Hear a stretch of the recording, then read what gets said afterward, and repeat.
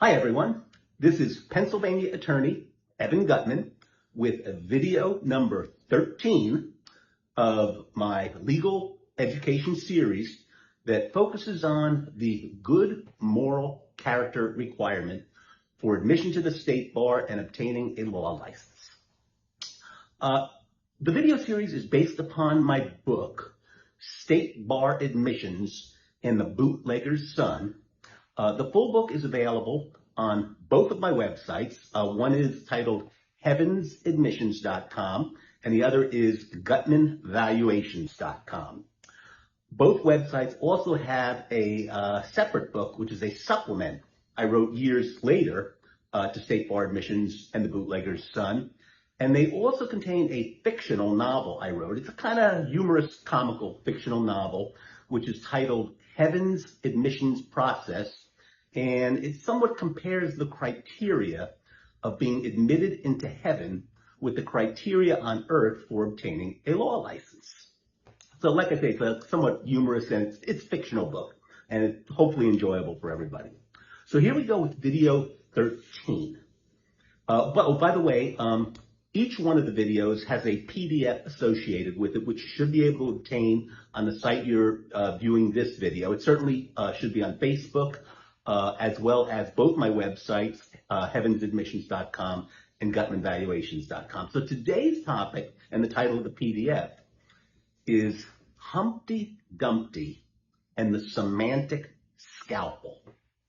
Now you might think, what kind of weird title is that for a chapter? What is a semantic scalpel? The semantic scalpel is a implement that judges use to define words extending beyond their ordinary and common usage in order to achieve a goal with respect to a judicial ruling that they feel they can justify by defining words in a manner that extends beyond their common and ordinary usage.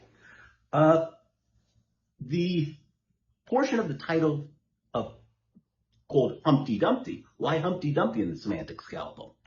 That actually comes from an Oregon case. And the Oregon case is State ex rel. Frohnmeyer versus the Oregon State Bar. And it's a 1989 case. And the Chief Justice of the Oregon Supreme Court at that time, who was Chief Justice Wallace Carson, he explains the semantic scalpel and Humpty-Dumpty association with it very, very well in this case.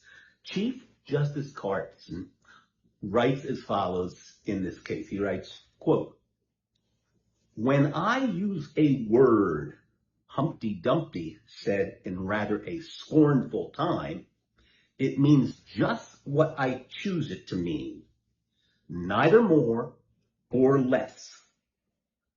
The question is, said Alice," as in Alice in Wonderland, which is what he's referring to. "The question is, said Alice, whether you can make words mean so many different things." Humpty-Dumpty then responds, "The question is, said Humpty-Dumpty, which is to be master, that's all." In an earlier video, I explained how by interpreting words and interpreting the law, the judiciary has more power than the other two branches of government, more power than the executive and more power than the legislative branch. Because once you can define words to mean anything you want, it's like Humpty-Dumpty said, it makes you master of all. But you're not just interpreting the law, you're making the law, because the law is comprised of words. The more words in a law, the more opportunity you have to define them. A prime example of use of the semantic scalpel occurred in the late 1990s. For those of you who are somewhat older, I'm 65, so I remember it. In the late 1990s, President Bill Clinton was alleged to have had sex with Monica Lewinsky. And on national TV, he denied the allegation, and he said, quote, he said, "I did not have sex with Monica Lewinsky," unquote. Later it was discovered that he actually got a blowjob from her. And he caught a lot of heat for that. He caught a lot of heat for basically saying on national TV, I did not have sex, when it turned out that he actually had gotten a blowjob. The thing is, though, the term sex in the case of Bill Clinton had actually been defined formally in a federal court by a judge, basically, because if he was going to deny having sex, they wanted to know, basically, what's the definition of sex?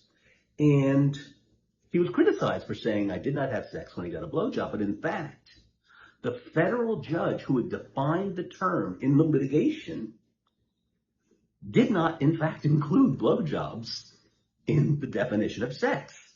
So on the one hand, Bill Clinton, and I'm not a big fan of Bill Clinton, but on one hand, though, he was basically answering the question based upon the definition of sex that a federal judge had enacted in his case. The problem is, though, the problem with that is that the average person, regardless of what a federal judge says, the average person does in fact include blowjobs as being within the definition of sex.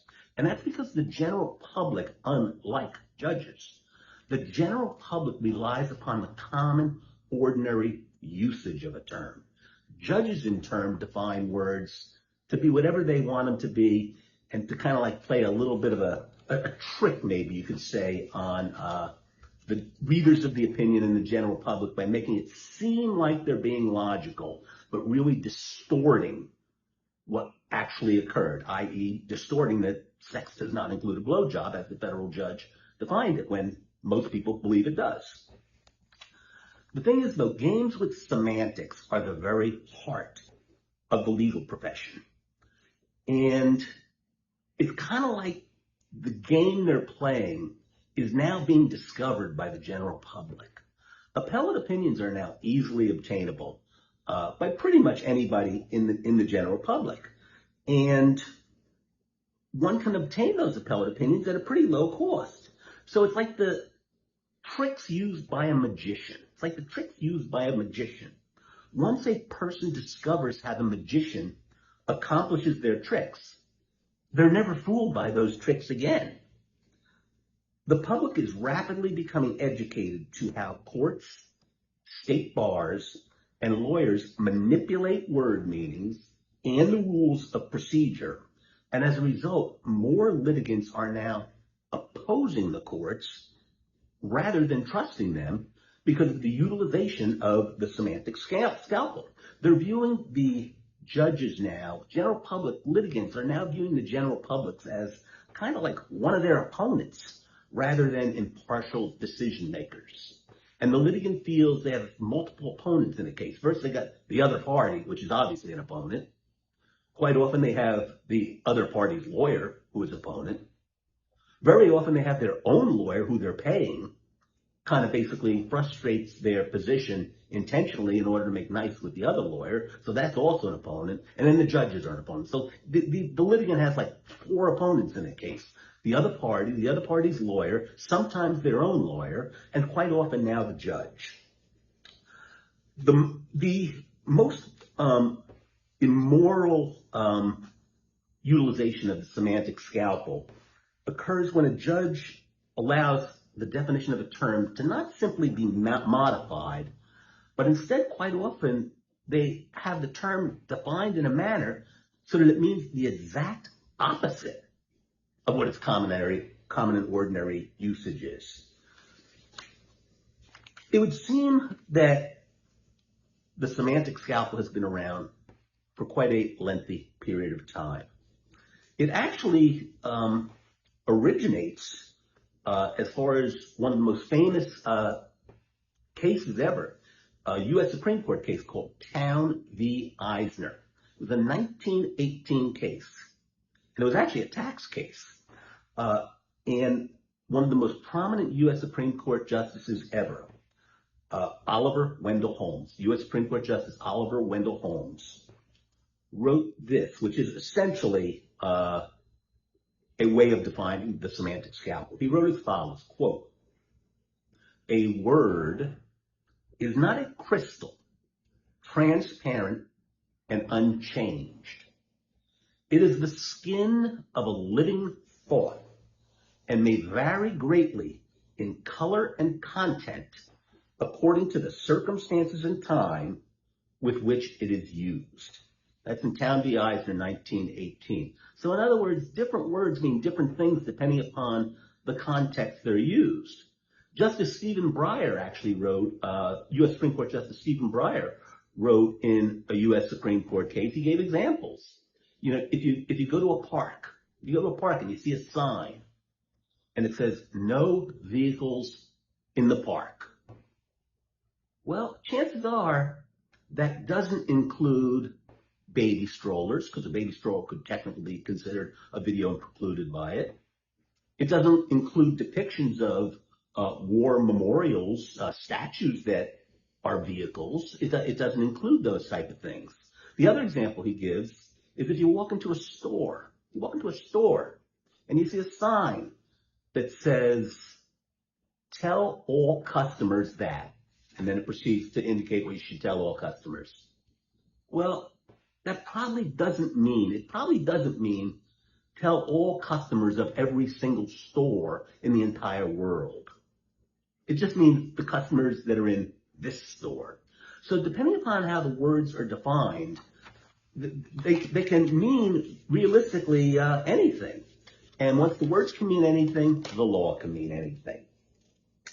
So the main point I wanted to try to make here is that the general public now is wise to the game. They know what the judges are doing with the manner in which they're defining words, and the tricks of those magicians, the semantic scalpel, is not quite as effective as it used to be. In 1970, in the U.S. Supreme Court case of Cole versus Richardson, in 1970, in the case of Cole versus Richardson, Justice Harlan, U.S. Supreme Court Justice Harlan, he wrote as follows, quote, almost any word or phrase may be rendered vague and ambiguous by dissection with a semantic scalpel, but such an approach amounts to little more than verbal calisthenics. So my position is the judges really need to start defining words based upon common ordinary usage, stop these ridiculous notions of utilizing a semantic scalpel, which really has distorted the justice system for many years. They should quote, it's my quote actually, my quote is, judges should stop using Humpty Dumpty semantic scalpel techniques in their opinion. And why? Why? Because let's face it, Humpty Dumpty was a fairly clumsy individual who fell off a wall. And clumsy people shouldn't play with scalpels. So I hope you found today's chapter. And there is a PDF that basically delineates what I said here. Like I say, you can find it on either my websites or on Facebook or hopefully wherever else you're seeing it. And we'll have the next video within the next day, 2 or 3 days, or so forth. And remember, love right, don't fight. See you next time. Bye.